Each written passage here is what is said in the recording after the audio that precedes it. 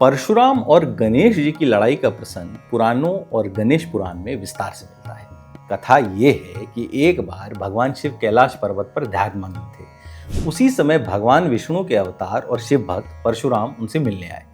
वे अपने गुरु भगवान शिव को प्रणाम करना और उनके दर्शन करना चाहते थे, लेकिन द्वार पर गणेश जी पहरे पर खड़े थे। गणेश जी ने परशुराम को विनम्रता से रोक दिया और कहा कि अभी भगवान शिव ध्यान में है, इसलिए किसी को भी अंदर जाने की अनुमति नहीं दी जा सकती। परशुराम ने इसे अपना अपमान समझा और जिद करने लगे कि वे अविलंब दर्शन करेंगे। गणेश जी ने अपने कर्तव्य का पालन करते हुए द्वार नहीं खोला। अब परशुराम इससे क्रोधित हो गए।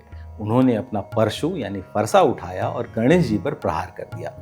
गणेश जी ने उस वार को अपने दाएं दांत पर लिया, जिससे उनका दांत टूट गया। इसी दिन से वे एक दंती कहलाए। जब मां पार्वती को यह घटना ज्ञात हुई तो वे बहुत क्रोधित हो गई। उन्होंने परशुराम को श्राप देने की ठानी, लेकिन भगवान शिव और स्वयं गणेश जी ने उन्हें शांत किया।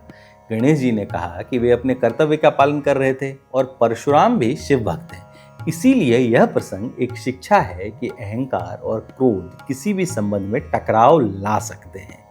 यह कथा इस बात का भी प्रतीक है कि गणेश जी अपने कर्तव्य और अनुशासन के प्रति अडिग थे, जबकि परशुराम का क्रोध और जल्दबाजी भी एक दोष के रूप में सामने आता है।